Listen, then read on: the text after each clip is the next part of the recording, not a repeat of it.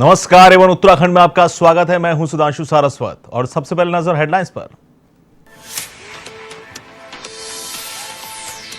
उत्तराखंड की राज्यपाल बेबी रानी मौर्य ने राष्ट्रपति को भेजा अपना इस्तीफा। आगामी विधानसभा चुनाव में यूपी से हो सकती हैं उम्मीदवार।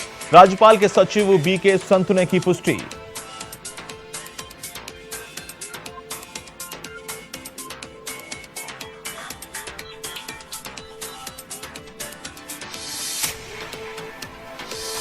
सीएम पुष्कर सिंह धामी का नैनीताल दौरा। भाजपा कार्यकर्ताओं ने किया भव्य स्वागत।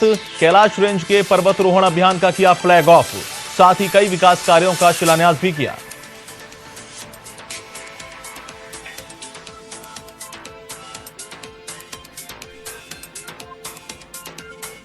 विधानसभा चुनाव 2022 को लेकर बीजेपी तैयार। उत्तराखंड में प्रहलाद जोशी को बनाया बीजेपी का चुनाव प्रभारी, तो भाजपा सांसद लोकेश चटर्जी और सरदार आरपी सिंह को बनाया सह प्रभारी।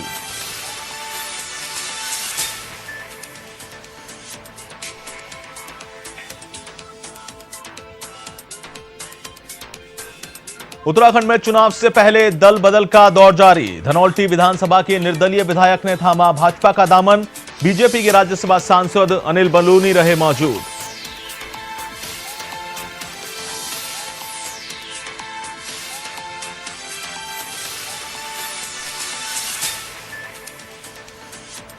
और आपके सीएम उम्मीदवार कर्नल अजय कोठियाल का रानी पोखरी दौरा। टूटे हुए पुल का किया निरीक्षण। कहा लोगों के लिए वैकल्पिक मार्ग का होना जरूरी।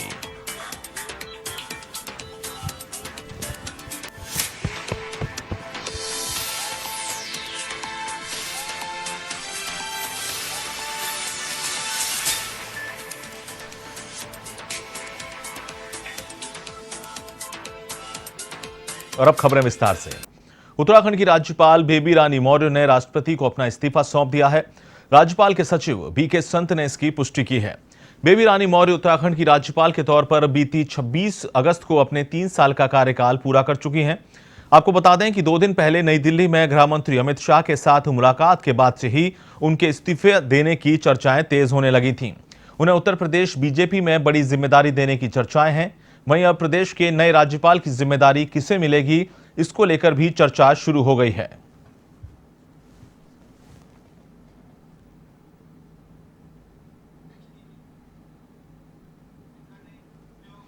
प्रदेश के मुख्यमंत्री पुष्कर सिंह धामी के नैनीताल आगमन पर भाजपा कार्यकर्ताओं ने भव्य स्वागत किया।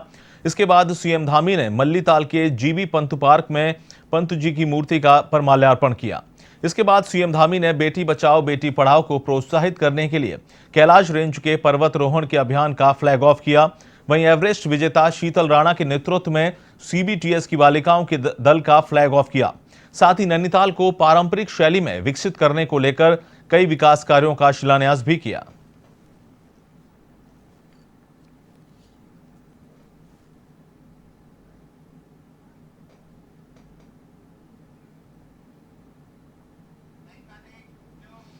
जहां एक तरफ सूबे के मुखिया पुष्कर सिंह धामी प्रदेश में लगातार विकास कार्यों को अमली जामा पहनाने के लिए दौरे करते हुए शिलान्यास और लोकार्पण कर रहे हैं, तो वहीं कांग्रेस ने सीएम के इन दौरों को केवल जनता से धोखा करार दिया है। उत्तराखंड कांग्रेस के पब्लिसिटी कमेटी के प्रदेश अध्यक्ष सुमित हृदयेश ने सीएम पुष्कर सिंह धामी के बुधवार को नैनीताल दौरे में किए गए 100 करोड़ की योजनाओं का शिलान्यास और लोकार्पण को लेकर निशाना साधा। हृदयेश ने बीजेपी पर निशाना साधते हुए कहा कि प्रदेश की बीजेपी सरकार ने अब तक के कार्यकाल में प्रदेश की जनता को सिर्फ धोखा देने का कार्य किया है।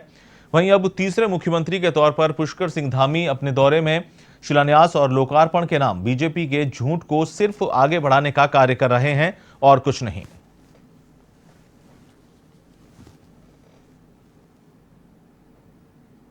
देखिए, वो दौरे करें या शिलान्यास करें या योजनाओं की घोषणा करें, 4.5 साल से उत्तराखंड वासियों ने केवल खोखले वायदे सुने हैं। जो उत्तराखंड की जो बुनियाद है इन 4.5 सालों में, उसको कमज़ोर करने का काम डबल इंजन की सरकार ने करा है। विकास के कार्य हों, सामाजिक आर्थिक कार्य हों, इन सब चीज़ों में सारे पैमानों में उत्तराखंड पीछे जाता जा रहा है। बेरोज़गारी की दर सबसे ज़्यादा देश में उत्तराखंड में है। इसके लिए इस चीज़ के लिए कोई जवाब नहीं है माननीय मुख्यमंत्री जी। महंगाई आसमान को छू रही है, इसके निवारण के लिए माननीय मुख्यमंत्री जी पे कोई जवाब नहीं है। अगले साल होने वाले विधानसभा चुनावों के लिए बीजेपी ने तैयारी शुरू कर दी है। बीजेपी ने 2022 उत्तराखंड में होने वाले विधानसभा चुनावों के लिए केंद्रीय संसदीय कार्य मंत्री प्रहलाद जोशी को चुनाव प्रभारी बनाया है। साथ ही लॉकेट चटर्जी और आरपी सिंह को सह प्रभारी बनाया गया है। बीजेपी संगठन की ओर से बनाए गए चुनाव प्रभारियों के जिम्मे उत्तराखंड का चुनावी प्रबंधन होगा। इन प्रभारियों के सामने प्रदेश में बीजेपी के अंदर उपजा आंतरिक असंतोष दूर करना सबसे बड़ी चुनौती होगी। प्रभारियों की नियुक्ति ऐसे वक्त में हुई है जबकि उत्तराखंड में बीते कुछ महीनों में ही 2 सीएम बदले जा चुके हैं। फिलहाल राज्य की कमान सीएम पुष्कर सिंह धामी के पास है।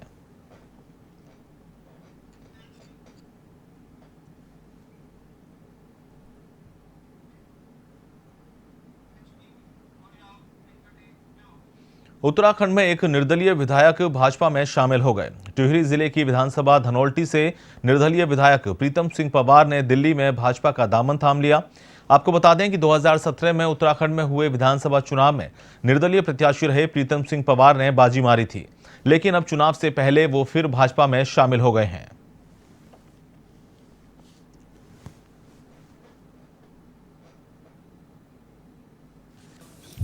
आप लोगों ने देखा होगा आज उत्तराखंड के चुनाव के सह प्रभारी बने आरपी सिंह जी हम लोगों के मध्य है, संजय मयूख जी हम लोगों के साथ हैं। आज प्रीतम सिंह जी भारतीय जनता पार्टी को प्रीतम सिंह पंवार जी भारतीय जनता पार्टी में शामिल हो रहे हैं। बहुत ही कद्दावर नेता हैं उत्तराखंड के। उत्तराखंड की यमुनोत्री विधानसभा से 2002 और 2012 में विधायक रहे। 2012 में जो कांग्रेस की सरकार थी वहाँ उसमें कैबिनेट के मंत्री रहे और 2017 से टिहरी जनपद की धनौल्टी विधानसभा से सदस्य हैं। वे आंदोलनकारी रहे हैं। उत्तराखंड का जो राज्य का आंदोलन था उसमें जेल भी गए हैं। उत्तरकाशी कोऑपरेटिव बैंक के चेयरमैन रहे हैं और तमाम पदों पर रहे हैं। हम भारतीय जनता पार्टी परिवार में उनका स्वागत करते हैं।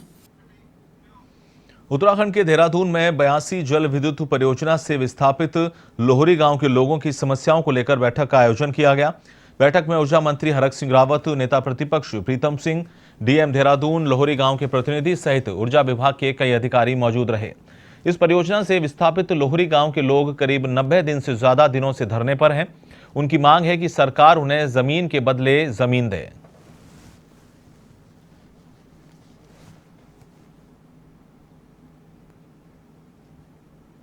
हैं और हमारे पार्टी के बहुत ही वरिष्ठ कार्यकर्ता हैं और बड़े जुझारू विधायक हैं। रिकॉर्ड वोटों से जीते हैं और कांग्रेस से भी अच्छे वोटों से जीते थे और भाजपा में भी बहुत अच्छे वोटों से जीते हैं। तो इसलिए और वो सब लोग, आप लोग भी उनके क्षेत्र में जो लोग रहते होंगे, आप देखते होंगे, आप रहते हो उसमें क्षेत्र में, तो उनकी लोकप्रियता गली गली मोहल्ले मोहल्ले और घर में है। आम आदमी पार्टी के मुख्यमंत्री पद के उम्मीदवार कर्नल अजय कोठियाल ने रानी पोखरी स्थित पुल का निरीक्षण किया और वहां पर पीडब्ल्यूडी विभाग और सिंचाई विभाग द्वारा बनाई गई वैकल्पिक मार्ग का स्थलीय निरीक्षण कर सरकार पर फिर जुबानी हमला बोला। इस दौरान कर्नल अजय कोठियाल ने कहा कि उनके द्वारा कुछ दिन पहले 48 घंटे में नया पुल को बनाने की बात कही गई थी, लेकिन तब सरकार ने इसे मना किया था। आज फिर पुल और वैकल्पिक मार्ग न होने से भारी परेशानियों का सामना करना पड़ रहा है।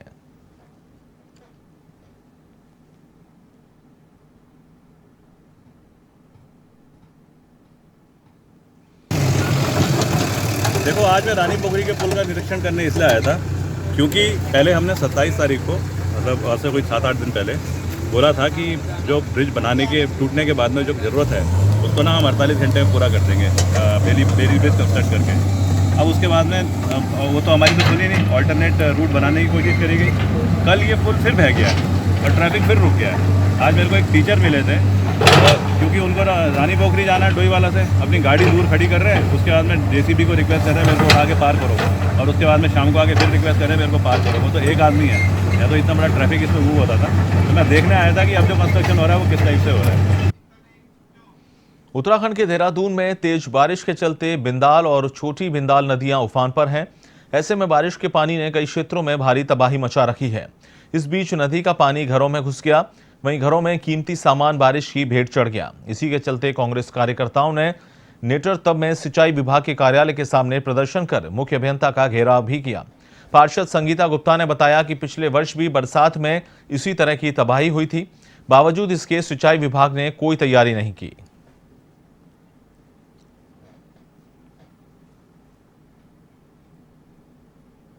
देखिए, श्री सुमन नगर भाग 2 में वार्ड नंबर 35 में इस परसों की बारिश में जो अतिवृष्टि हुई है उससे लोगों का जान माल का नुकसान बहुत ज़्यादा हुआ है।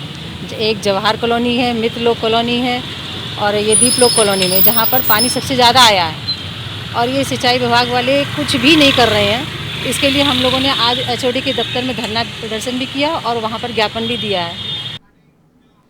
उत्तराखंड के हल्द्वानी में प्रांतीय रक्षक दल के नवनिर्वाचित अध्यक्ष दिनेश प्रसाद का भाजपा के वरिष्ठ नेता सुरेश तिवारी ने अपने आवास पर जोरदार स्वागत किया। इस दौरान दिनेश प्रसाद ने बताया कि उनकी प्राथमिकता प्रदेश में बेरोजगार PRD के लोगों को विभिन्न विभागों में नौकरी दिलाना रहेगा। जबकि वरिष्ठ भाजपा नेता सुरेश तिवारी ने बताया कि दिनेश प्रसाद के प्रांतीय रक्षक दल के अध्यक्ष बनने से PRD के बेरोजगारों की समस्याओं का निवारण होगा।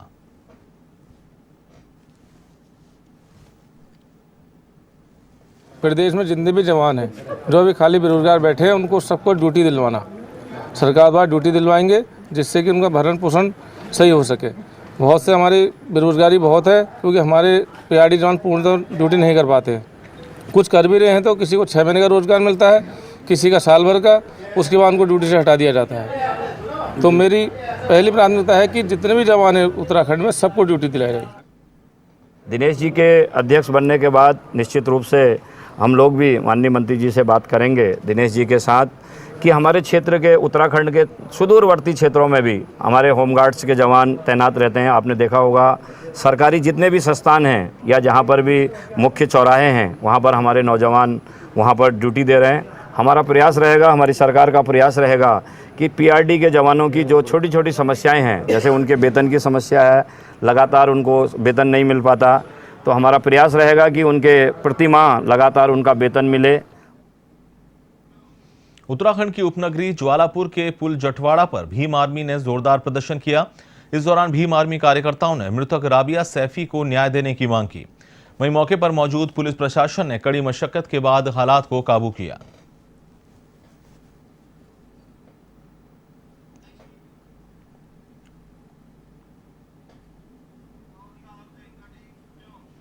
हरिद्वार में जंगली हाथी की दहशत देखने को मिली है। दरअसल यहां के राजाजी टाइगर रिजर्व से सटे ब्रह्मपुरी क्षेत्र के पास यह जंगली हाथी देखा गया और वह 2 घंटे तक क्षेत्र में चहलकदमी करता रहा। इस बीच लोगों में दहशत फैल गई। इलाके के लोगों का कहना है कि वन विभाग जंगली जानवरों को रिहायशी इलाके में आने से रोकने में नाकाम है। इस कारण जंगली जानवरों का यहां आना लगातार जारी है। इस दौरान मौजूद लोगों ने जंगली हाथी की हरकतों का वीडियो भी बना लिया।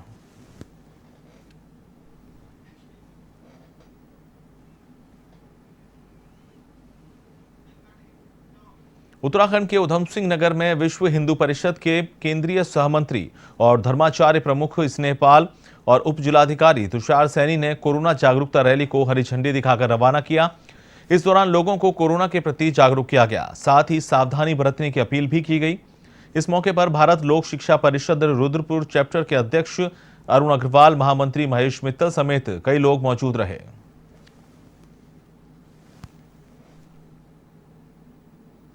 के प्रति जागरूक करें और जो भी हमारे क्षेत्र बच गए हैं वैक्सीनेशन से, उनमें हमारा लक्ष्य है कि उनको जल्दी से जल्दी 100% वैक्सीनेट किया जाए। इसी के संबंध में रैली निकाली गई है। दूसरा, हिमालय बचाओ जो आंदोलन चल रहा है उसके लिए भी लोगों को जागरूक करने के लिए कि पॉलीथीन इत्यादि से प्रदूषणकारी जो पदार्थ हैं उनका इस्तेमाल कम से कम कर रहा है। और हम लोगों में जन जागरण के माध्यम से संदेश देना चाहते हैं कि देश के यशस्वी प्रधानमंत्री आदरणीय नरेंद्र मोदी जी द्वारा जो टीकाकरण का आयोजन किया जा रहा है, विश्व में सबसे बड़ा टीकाकरण जो हिंदुस्तान के अंदर हो रहा है इस महामारी को लेकर के। आप देखें, जब से टीकाकरण हुआ है तब से इस महामारी को बहुत हद तक रोका जा सकता है। इसलिए मैं लोगों से आग्रह करता हूँ टीकाकरण अवश्य करवाएं। काशीपुर में बुधवार को LD भट्ट सरकारी अस्पताल को स्वास्थ्य विभाग की ओर से 102 सेवा खुशियों की सवारी की 2 गाड़ियों को जनता को समर्पित किया गया। इस मौके पर अस्पताल प्रशासन, कोरोना नोडल अधिकारी डॉक्टर अमरजीत सिंह साहनी, DPO अंकित राणा ने हरी झंडी दिखाकर शुभारंभ किया। जिला कार्यक्रम अधिकारी अंकित राणा ने बताया कि उत्तराखंड स्वास्थ्य सेवाएं और राष्ट्रीय स्वास्थ्य मिशन की ओर से उधम सिंह नगर जिले में 21 खुशियों की सवारी का संचालन किया जाएगा। 4 वाहन जिला अस्पताल रुद्रपुर और उप जिला अस्पताल काशीपुर में संचालित होंगे।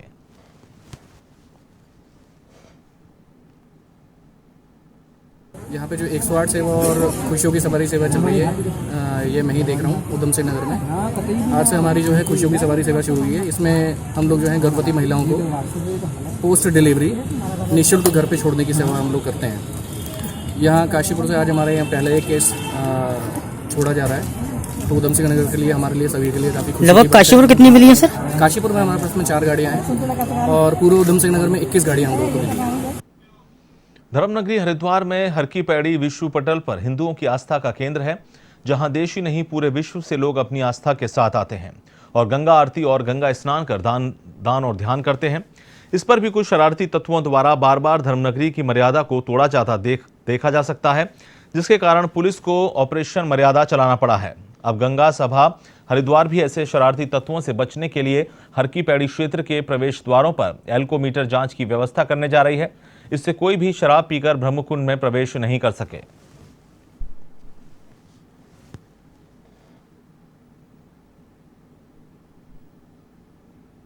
हम सभी की आस्था का केंद्र बिंदु है और इसकी मर्यादा को बनाए रखना हम सभी का दायित्व है। हर की पौड़ी पर शराब का सेवन कर प्रवेश करना पूर्ण रूप से वर्जित है। हम अपनी ओर से इस बात का पूर्ण ध्यान रखते हैं कि कोई भी व्यक्ति हर की पौड़ी क्षेत्र में शराब का सेवन कर प्रवेश ना कर सके। इस व्यवस्था को और सुदृढ़ बनाए रखने की दृष्टि से हमारे द्वारा शीघ्र ही ब्रह्मकुंड के लिए आने वाले जितने भी प्रवेश द्वार हैं, उन सभी प्रवेश द्वारों पर जो तैनात हमारे गार्ड हैं, उनको हम एल्कोमीटर उपलब्ध कराएंगे और जो श्रद्धालु जो भी ब्रह्मकुंड क्षेत्र में प्रवेश करेंगे, उनके प्रवेश द्वार पर ही उनकी एल्कोमीटर के माध्यम से जांच की जाएगी और कोई भी व्यक्ति अगर शराब का सेवन किए हुए पाया गया तो उसको ब्रह्मकुंड क्षेत्र में, हर की पौड़ी क्षेत्र में प्रवेश नहीं करने दिया जाएगा और ऐसे व्यक्ति को पुलिस को सुपुर्द करने का कार्य किया जाएगा। हल्द्वानी के बदहाल सड़कों को लेकर कांग्रेस के जिला महामंत्री हेमंत साहू के नेतृत्व में प्रदर्शन किया। प्रदर्शन कर रहे कांग्रेसी नेताओं का कहना था कि हल्द्वानी की बदहाल सड़कों को लेकर सरकार कुछ नहीं कर रही है, जिससे लोगों में भारी आक्रोश है। इस दौरान सड़क पर हुए गड्ढों में पौधों को रखकर प्रदर्शन किया गया। कांग्रेसी कार्यकर्ताओं का कहना था कि प्रदेश में भाजपा सरकार में मुख्यमंत्री बदलने का प्रचलन बढ़ गया है, तो वहीं सरकार विकास कार्यों को करने के बजाय शिलान्यास और लोकार्पण तक ही सीमित हो गई है।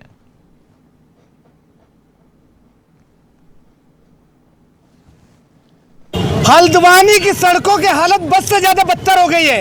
आए दिन लोग चोटिल हो रहे हैं, लोगों के हाथ पैर टूट रहे हैं, लोग एक्सीडेंट में घायल हो रहे हैं। सरकार आंख बंद करे बैठी हुई है, नगर निगम सोया हुआ है और सड़कों की हालत दिन प्रतिदिन बस से बदतर होती जा रही है। आज सड़कों की स्थिति ऐसी हो गई है कि आम और जामुन के पेड़ लगाने पड़ गए हैं। सड़क नाम की कोई चीज नहीं बची सड़कों के अंदर, तो जनता में भारी आक्रोश है, लोग घायल हो रहे हैं। कांग्रेस पार्टी विरोध कर रही है और कांग्रेस पार्टी मांग कर रही है इन सड़कों के गड्ढों को तत्काल भरा जाए। टूटी फूटी सड़कों को कांग्रेस पार्टी किसी भी कीमत में सहन नहीं करेगी।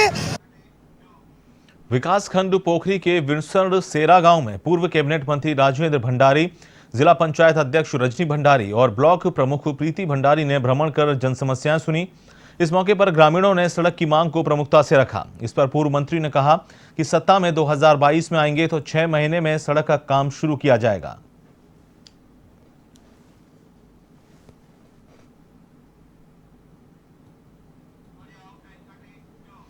ग्रामीण क्षेत्रों में वन्य जीवों की दहशत लगातार बढ़ती जा रही है। आए दिन गुलदार के हमलों का ग्राफ भी प्रतिदिन बढ़ता जा रहा है। जनपद उधम सिंह नगर के जसपुर गांव निजामगढ़ में गुलदार एक के बाद एक कई लोगों पर हमला कर चुके हैं, जिससे क्षेत्र के लोगों में भय का माहौल है।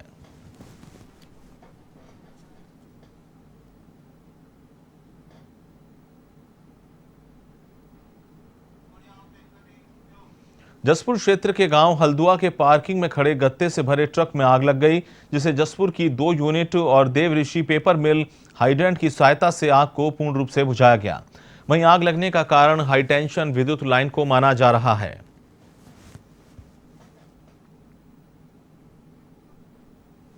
देव ऋषि में कौन दौड़े, देव ऋषि में ट्रक में आग लग गई।